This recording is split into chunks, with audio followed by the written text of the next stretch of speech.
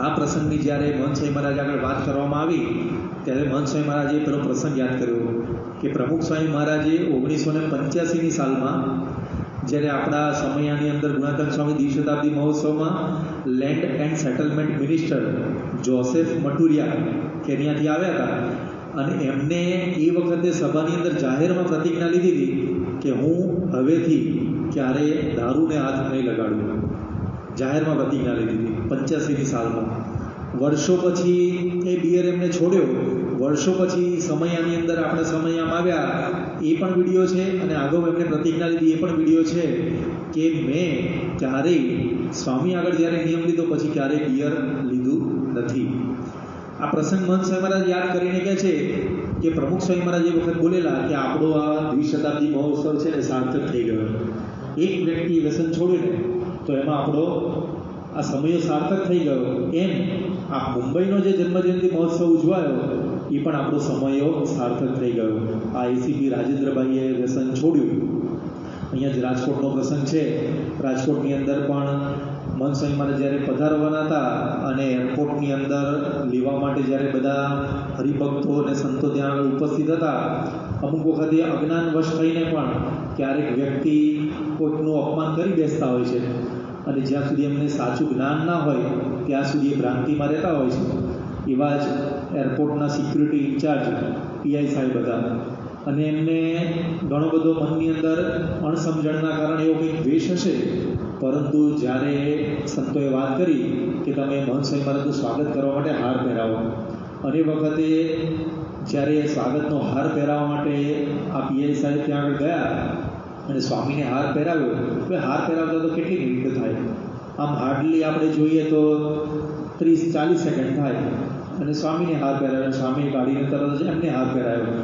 પરંતુ આટલી સેકન્ડોના વાર્તાલાપની અંદર મહંત સ્વામી મહારાજનો એમની પર એવો પ્રભાવ પડ્યો કે આ પીઆઈ સાહેબ એમ કહે છે કે સ્વામીએ એ વખતે મારા માથા પર જે હાથ મૂક્યો અને મને જે પ્રેમ આપ્યો તો એના કારણે એ જ દિવસથી લઈને આજની ઘડી સુધી મને કોઈ પણ પ્રકારનું વ્યસન લેવાની ઈચ્છા થતી નથી.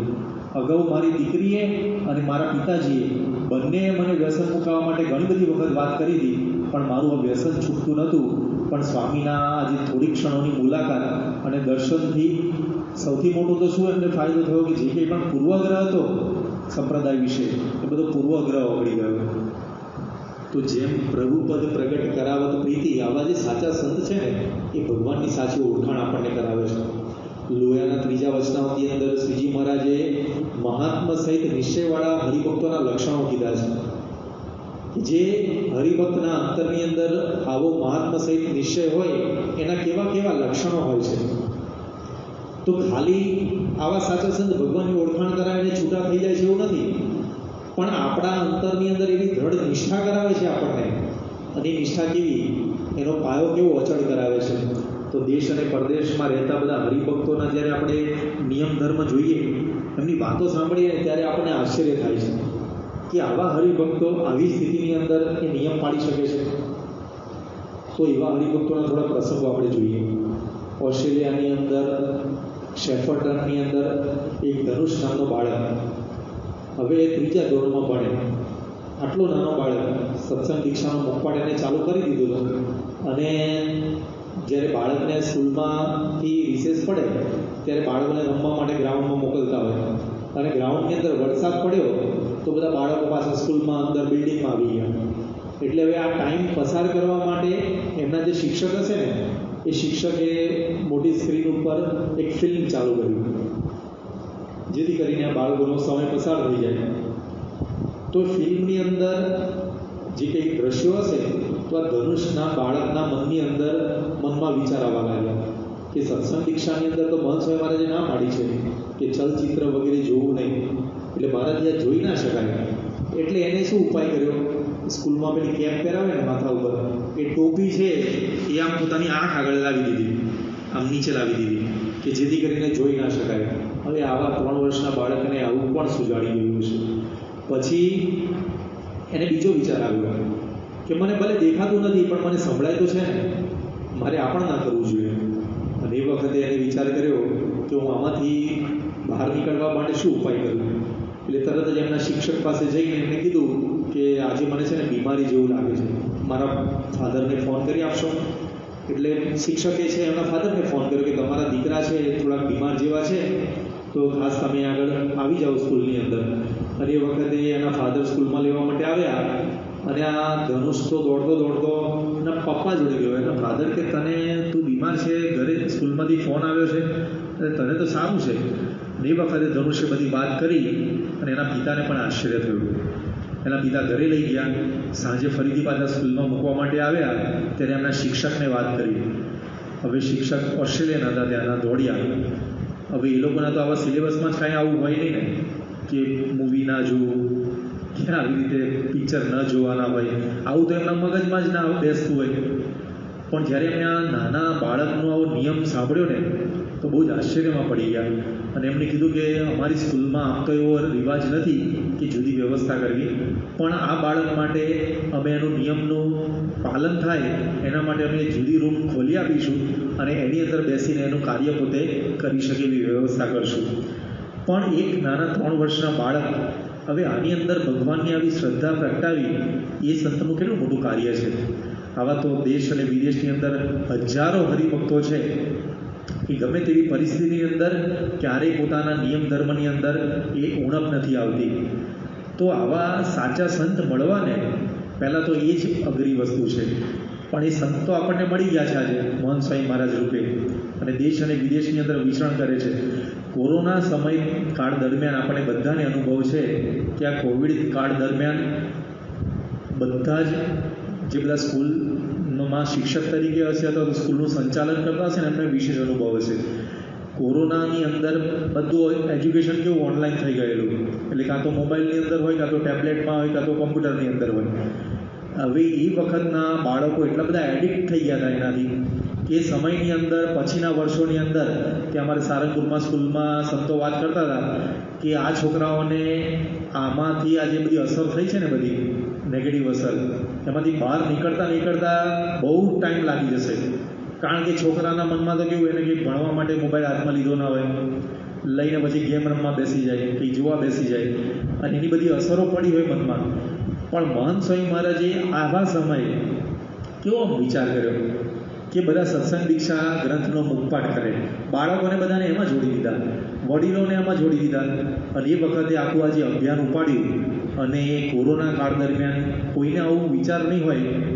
આપણે ત્યાં આગળ સંસ્કૃત મહાવિદ્યાલય ચાલે છે તો એના વાઇસ ચાન્સેલર ત્યાં સોમનાથ સંસ્કૃત યુનિવર્સિટી છે વેરાવળની અંદર, એના મુખ્ય વાઇસ ચાન્સેલર ત્યાં છે, આપણું એમની સાથે એફિલિએશન છે. તે વાઇસ ચાન્સેલરને જ્યારે આ બધી વાત સંતોએ કરી કે કોરોના કાળ દરમિયાન આવી રીતે મહંત સ્વામી મહારાજે અભિયાન ચલાવ્યું અને દેશ અને વિદેશમાં 10,000થી પણ વધારે હરિભક્તો, બાળકો એ બધાએ ભાગ લીધો અને સંસ્કૃતમાં આટલા બધા શ્લોકો મુખપાઠ કર્યા. મહાત્મ્ય જ્ઞાને યુક્ત ભક્તિવાળા મંડળને ભક્તિમાં પુષ્ટિ કરવા રાત્રે ભગતજીએ ઉર્ધ્વ ગીતા વંચાવી. તેમાં પદ આવ્યું, મધુકર વાત મોહન વર કેરી, જાદુગારી જોર રે, નર નારી એને ગાય સુણે, તે તજે સંસારનો નોર રે. કૃષ્ણ કથા જેને પ્રેમે સાંભળી તે તો તજી કુટુંબ પરિવાર રે, પરમહંસ તે વનમાં વસ્યા, જાણે છે સૌ સંસાર રે. શુક નારદ સનાદિક એના, ગુણનું કરે નિત ગાન રે, ધન દોલત ઘર બાર ના એને, ભમતા ફરે રાનો રાન રે.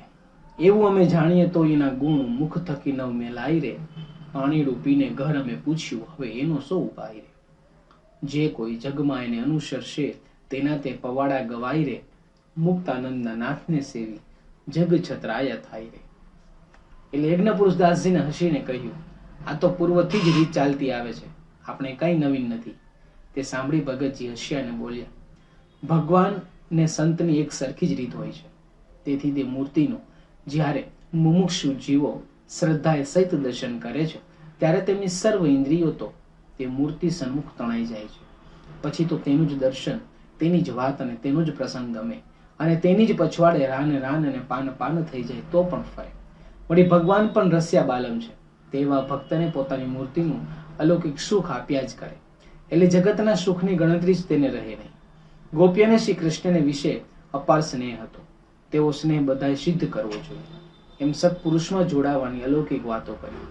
આ પ્રમાણે ભાદરોડમાં અલૌકિક અને અપાર બ્રહ્માનંદ સુખ ભગતજીએ સૌને આપ્યું. પોતાની ખાતર જે અપમાન આ સંતો સહન કર્યા તેના દુઃખનો લેશ પણ તેના અંતરમાં ભગતજીએ રહેવા દીધો નહીં.